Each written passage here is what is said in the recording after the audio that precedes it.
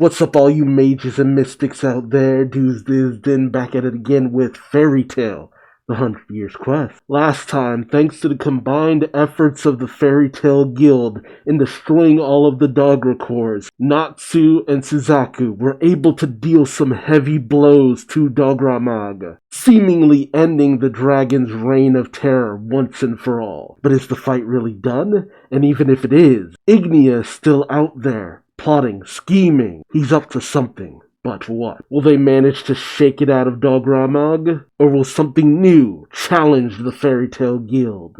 Join me as I find out, won't you? Alright, Fairy Tale, 100 Years Quest, Chapter 118, Collapsing Labyrinth. I wonder what's gonna happen in this chapter. And Natsu letting out a mighty victory screech. His victory roar rattles the earth. Ooh, so dramatic. Alright, we see Dogramag crashing to the ground. Natsu victorious. Suzaku smiling a devilish smile. Light starts pouring out of the cracks forming across Dogramag's body. He cries out, "It can't be! Me! Losing to a human!" Natsu collapses to the ground, dropping Suzaku's sword. He says, "It's because you're looking down from up top that you don't get it." Dogramag is speechless. Natsu continues, "Whether we're human or dragon, we're still alive, aren't we? We can be friends, or parent and child, but our strength won't ever change." And as Dogramag fully collapses to the ground, he says, "I see now. That's why Ignia's so obsessed with you." And Dogramag crumbles. Is he dead? I mean, he's been dead before. Dogramag continues, "But the seeds have been sown. The age of humans will soon come to an end." Ooh, the labyrinth starts collapsing in behind Natsu. "The rest is up to you, Ignia." Natsu looks around and cries out, "The labyrinth! It's falling apart!" Suzaku, also on the ground, says, "This is bad. I can no longer move." Natsu tries to struggle to his feet, saying, "Just gotta get that fighting spirit." But a large rock nails him right on the head. More rocks crumble above Suzaku, ready to fall on him. Suzaku grits his teeth, simply saying, "Regrettable." But the rocks, they stop in midair. It's none other than Misaki. Alright, having come to Suzaku's aid, Suzaku cries out to Misaki. We also see that his name was Haku, right? Is also there with her. She's obviously still beat up from her facing off with Urza, but Misaki says, "Kirin and the others have escaped. That just leaves you two." Oh, are they all working together now? Haku calls out to Suzaku, "Hurry, this way." But before Suzaku leaves, he looks back towards Natsu, and then he turns back to his comrades, asking, "Won't you also help Natsu, this fellow?" And Misaki simply gives a smile, saying, "Of course, no one's getting left behind." Okay. Alliance with the Diablos Guild fully confirmed.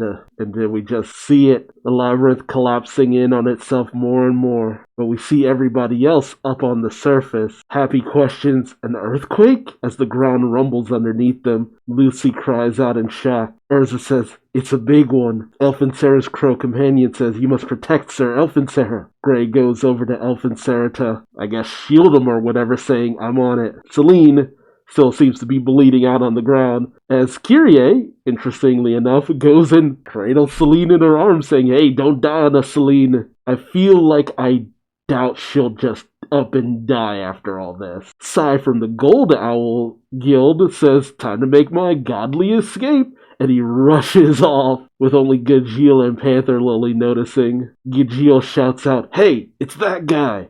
While Panther Lily just tells him, "Leave him be." Wendy holds on tight to Carla, saying, It'll be alright, Carla." Although Carla is just not happy about being clutched so tightly, saying, "You're hurting me, Wendy." The little crow says, "The labyrinth is crumbling." Yeah, no shit, dude. While Lucy looks towards the entrance, wondering where Natsu is. Exiting the labyrinth, first we see Mad Mole, Kirin, and the Scullion Raider. And then, last but not least, we see Misaki and Haku, with Haku having transformed Suzaku and Natsu into dolls, making them easier to carry. Smart move, actually. And then Haku just poofs them back to normal. Naturally, the Fairy Tale Guild is overjoyed. And even Kyrie gives a bit of a smile, happy that everything worked out. Yeah, they're totally allies now. Cool. But the labyrinth fully collapses in on itself. The narrator then comes in and says, that earthquake shook the entire continent of Giltina. In some areas, they say it was so large that it reshaped the land. What could the earthquake that collapsed of the great labyrinth of Dogramag mean? At the time, we still had no way of knowing. Oh, wait. I forget that the narrator is Lucy. I wonder. It collapsed. I wonder if it opened up something specifically, considering they say it reshaped the land to some degree. The narration continues, Lucy, I guess, saying, we went to the Wizard Guild Diablos, so we could treat Elfin Sarah and Celine. Both our guilds made peace with each other, or at least that was the idea. And you see them all just standing, sitting opposite each other, bandaged up. Laxus and Kieran just in each other's faces. This is the interaction I was waiting for. Laxus tells Kieran, haven't you had enough yet, huh? While Lucy tries to calm things down, saying, come on, Laxus, stop it. Kieran tells Laxus, I couldn't get serious with my magic in a cramped up place like that. Excuses. Natsu joins in on this, saying, hey, come on and fight me, Laxus. While Lucius questions, why do you want in on it? But Kieran continues on saying even Masaki can get more serious in a wider space. But Masaki simply says, I truly do have to admit defeat, however. After all, the only girlies I've met who are stronger than me are you and Celine. And Urza just blushes, saying girlies. But this brings something to Wendy's attention as she asks, does this mean you're Giltina's #1 female wizard, Miss Misaki? But Haku jumps in saying, as I thought Wendy's so smart, I'm gonna pat your head.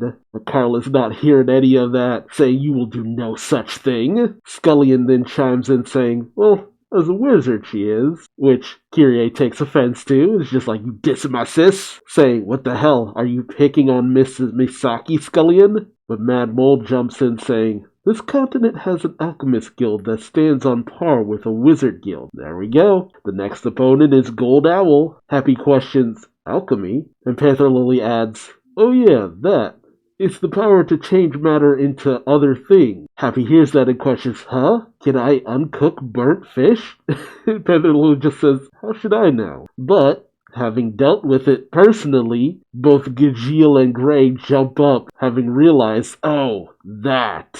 Gray states, that's right, there was a guy like that hanging around. And Gajeel adds, that damn god Serena was there with that guild. Urza questions though, he's supposed to be dead. But Gajeel doubles down saying, I'm telling you, he's alive. But Wendy then says, no, he's not. Much to the shock of everyone around. Okay, see, that was the thing that was a big point of contention amongst all of us. We were wondering, wait, no, God Serena died, right?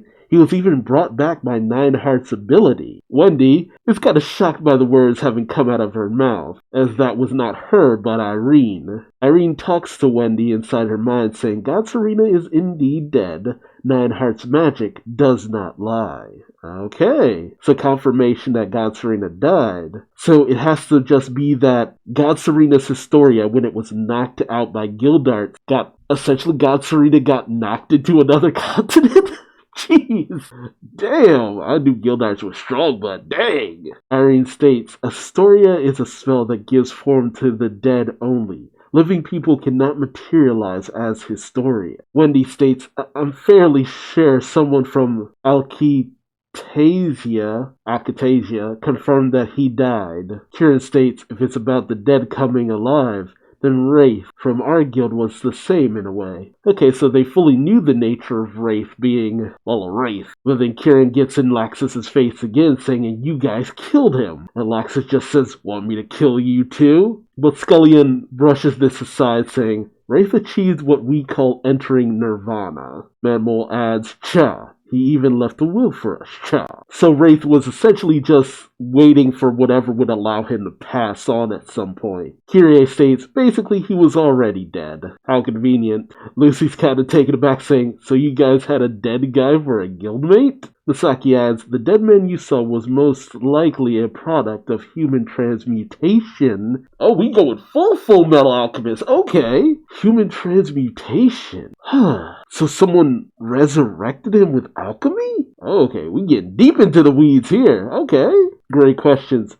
Human transmutation. Scullion informs them, we don't know the details, but alchemy has the potential to bring the dead back to life. Oh geez, how many people could we possibly see? I mean, if that's the case, we could have so many characters that were initially dead come back and face off against the Fairy Tail Guild. Ooh. It's essentially the Edo Tensei from Naruto. Suzaku gets steam saying, our talk has gone far off track. Now is the time we talk of what comes next. Haku adds, well, we're all friends now, so it's fine if we get along. Natsu adds, if it's a rematch you're looking for, I'll take you all on at once. Of course. Lucy tries to get in the way of this, saying, this is a very complex subject, so don't you dare. But Lucy does question the Diablos Guild, asking, what kind of world does Celine want? Which is weird, because the way that she took over the Diablos Guild is like, huh, because they seem to be like fully behind her now, so I guess George wasn't really someone they cared too much about. I really thought Suzaku cared about George a lot more than he let on. Scullion